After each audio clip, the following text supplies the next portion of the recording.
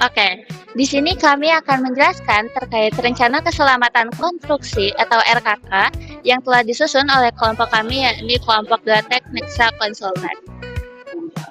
Adapun hal-hal penting yang akan kami bahas di presentasi kali ini, yang pertama ada identitas proyek, kedua identifikasi bahaya, penilaian dan pengendalian resiko, ketiga prosedur pekerjaan, dan terakhir daftar APD. Nah, yang pertama ada di identitas proyek. Nama proyek ini yaitu Survei Topografi untuk Perencanaan Pelebaran Menambah Lajur Jalan Nasional Ruas Tambesi, Tanjung Berikat, Kota Batam, Provinsi Kepulauan Riau. Lokasi proyek ini berlokasi di ruas Jalan Nasional Tambesi, Tanjung Berikat, Kota Batam. Adapun tujuan pekerjaannya, yang pertama mengumpulkan data koordinat, mengumpulkan data elevasi, dan juga kondisi situasi lapangan untuk penyusunan detail engineering design atau DED pelebaran jalan nasional.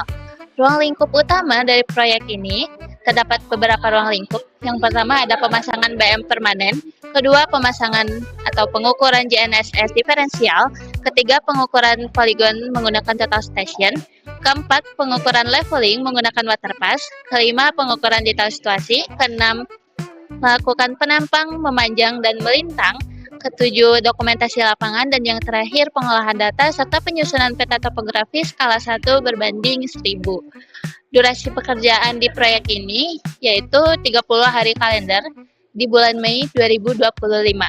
Tim pelaksana dari proyek ini terdapat 4 orang, 1 orang ahli geodesi, 2 orang surveyor lapangan, dan 1 orang petugas drafter. Selanjutnya ada di identifikasi bahaya, penilaian, dan pengendalian resiko. Bahaya-bahaya yang sering terjadi di survei topografi ini bisa duduk terlalu lama, alat jatuh, panas, dehidrasi, tersandung rambu, terkendala oleh jalan raya dan kendaraan, mata lelah, medan licin, overheat laptop, stres. Banyak sekali hal-hal yang bisa terjadi karena banyaknya tekanan pekerjaan di 30 hari ini. Halo semuanya, di sini saya akan menjelaskan mengenai hierarchy berdasarkan pada severity atau matriks konsekuensi, terus ada juga likelihood, matriks kemungkinan terjadi, di mana dalam tabel hierarchy ini terdapat 4 kelas utama yang dapat diambil dari gabungan dari kedua matriks tersebut, di mana yaitu kelas low, terus ada moderate, high, dan juga extreme. Nah, di sini terdapat tabel hierarchy. Nah, saya akan menjelaskan mengenai potensial bahaya dari setiap kegiatan yang dilakukan oleh kami dari persiapan sampai dengan pelaporan data, di mana tingkat risiko yang telah diketahui dari setiap kegiatan itu terdapat 4 kelas utama, yaitu low, moderate, high, dan high.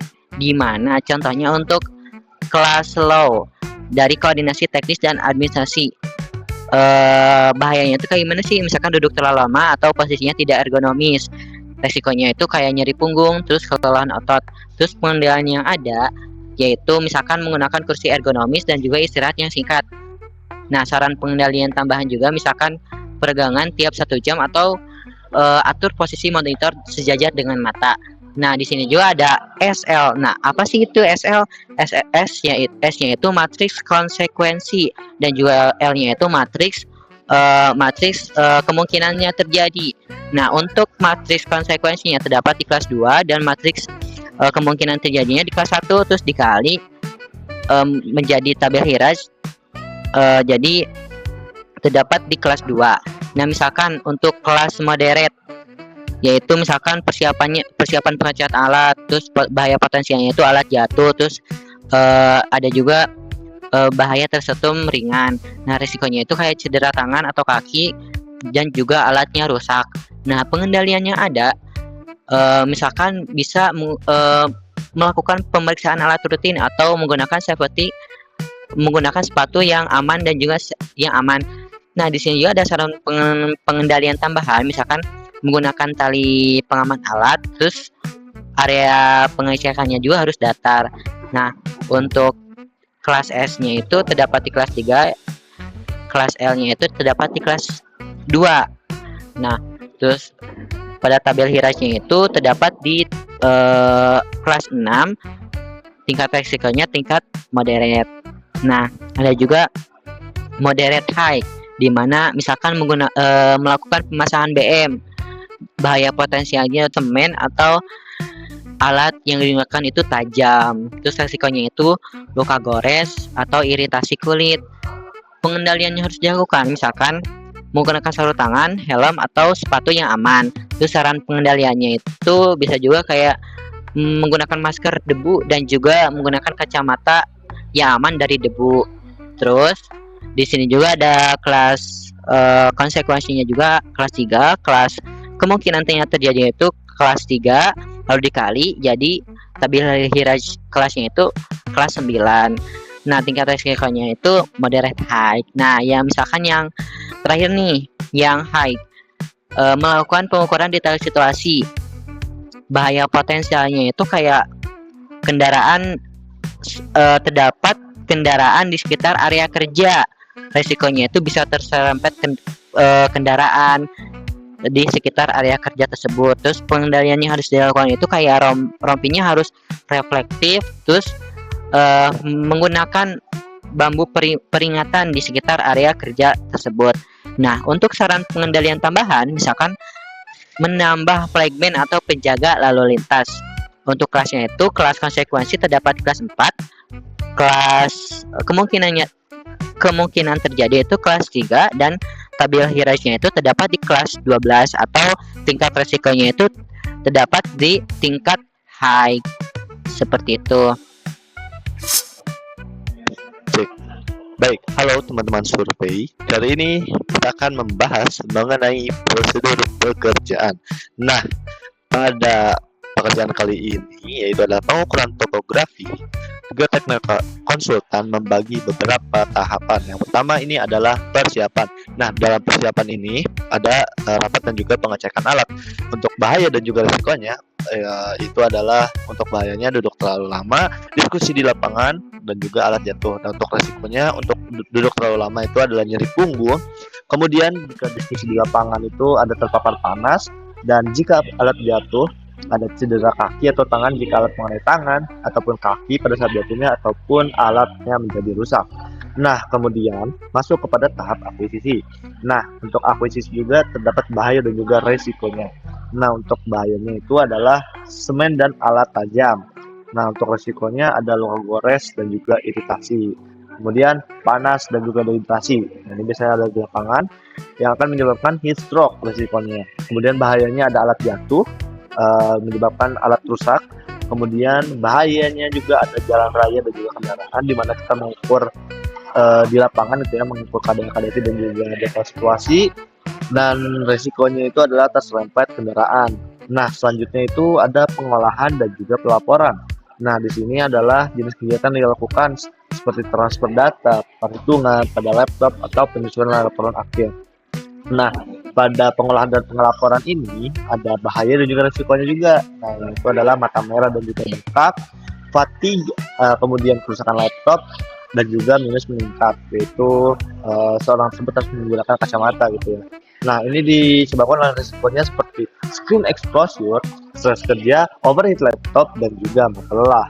Nah, daripada persiapan, akuisisi, pengolahan, dan juga pelaporan tersebut, terdapat APD untuk mencegah risiko dari juga bahaya. Nah, untuk APD-nya tersebut, di sini saya mau zoom sedikit. Nah, ini adalah APD-APD yang dilakukan itu ya pada Biotek Nexa Konsultan. Yang pertama itu ada perlindungan kepala dan panas cahaya, kemudian perlindungan dari debu dan sinar cahaya, polusi, fasilitas lapangan, saat pembuatan benchmark, terus kotak ketiga dan juga perlindungan kaki. Kemudian juga ada payung sebagai perlindungan dari panas cahaya, ada handy-talkie sebagai komunikasi tim lapangan, dan juga ada botol air untuk menghindari dehidrasi akibat panas. Oke, kemudian ada daftar APD yang biasanya digunakan pada proyek survei topografi, guys. Yang pertama itu ada helm proyek nih, yaitu fungsinya untuk perlindungan kepala dan panas cahaya. Kemudian ada rompi reflektif nih, seperti ini ada reflektifnya yang saya tunjukin. Nah, ini tuh berfungsi untuk visibilitas lapangan. Terus ada safety shoes atau sepatu safety biasanya untuk perlindungan kaki. Dan ada kacamata safety selain buat gaya juga nih, perlindungan dari debu dan sinar cahaya matahari. Kemudian ada payung juga bisa berfungsi untuk perlindungan dari panas cahaya, untuk alat dan untuk manpowernya. Kemudian ada masker atau buff nih, ini juga sangat berguna nih untuk perlindungan dari debu atau polusi karena terik cahaya matahari ya. Terus ada kotak P3K penting juga nih untuk penanganan awal jika terjadi cedera. Terus ada HT juga nih, berfungsi untuk komunikasi tim di lapangan, jadi gak usah teriak-teriak dan capek tenggorokan. Nah, kemudian kalau capek tenggorokan kan biasanya ada air nih, tumbler. Nah, ini juga fungsi penting untuk menghindari dehidrasi akibat panas, jadi kita tetap sehat, bugar, dan tetap fokus. Kemudian yang terakhir ada sarung tangan nih, biasanya untuk perlindungan tangan saat pembuatan BM, jadi saat cangkul-cangkul, pembuatan BM tidak terluka. Nah, kemudian ada penanggung jawab pelaksanaan. Nah, ini tuh ada pengendalian, misalkan pemeriksaan dan validasi alat survei sebelum digunakan. Terus ada pemeriksaan kelengkapan APD seperti helm, rompi, safety shoes, sarung tangan. Nah, ini tuh ada penanggung jawabnya di konsultan kami, yaitu Geotek Nexa Konsultan, ada Syauki Arka Yudisti sebagai koordinator teknis dan ketiga. Kemudian pengendalian untuk penerapan prosedur keselamatan saat pemasangan BM dan pengukuran GNSS, pemeriksaan area kerja agar bebas dari bahaya atau seperti kendaraan, lubang, medan licin. Terus ada juga penerapan sistem komunikasi antar anggota tim saat pengukuran lapangan. Nah, ini tuh untuk penanggung jawabnya itu Rizky sebagai koordinator lapangan. Kemudian pengendalian untuk memastikan seluruh data lapangan tersimpan dengan aman sebelum diolah, terus pengecekan ulang data GNSS, poligon, leveling, dan detail situasi, terus penggunaan perangkat lunak, pengolahan data sesuai standar, misal GNSS, post processing kinematik, AutoCAD Civil 3D, Global Mapper, AGIS, dan sebagainya. Itu di konsultan kami penanggung jawabnya adalah Ahmad Gifari alias saya sendiri sebagai koordinator pengolahan data. Nah, terakhir untuk pengendalian seperti pemeriksaan kesesuaian hasil peta dengan data lapangan, review internal sebelum laporan final diserahkan, revisi dan validasi hasil akhir bersama seluruh tim dan lain sebagainya. Tuh penanggung jawabnya adalah Hilatul Asfia sebagai koordinator pelaporan dan dokumentasi. Nah, begitu dari terkait RKK dari Geotek Nexa Konsultan ini. Jadi bermitra bersama kami sangat mengutamakan safety, keamanan, dan kenyamanan untuk melakukan proyek ini. Terima kasih. Pesan dari kami yaitu empower your decision. Terima kasih. Assalamualaikum warahmatullahi wabarakatuh. Salam konsultan.